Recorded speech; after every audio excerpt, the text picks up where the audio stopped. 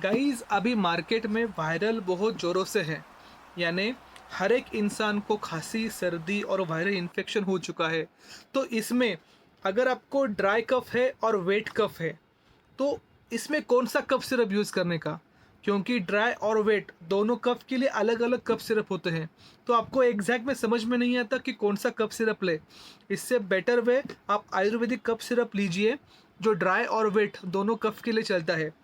जैसे कि अमरूद कंपनी का अडुलसा आता है, सांडू कंपनी का वूपिंग कफ़ सिरप आता है, डाबर का हनी टच सिरप आता है और ये क्योर की कफ़ सबसे बेस्ट कफ़ सिरप है। अभी जस्ट कंपनी ने लॉन्च किया है।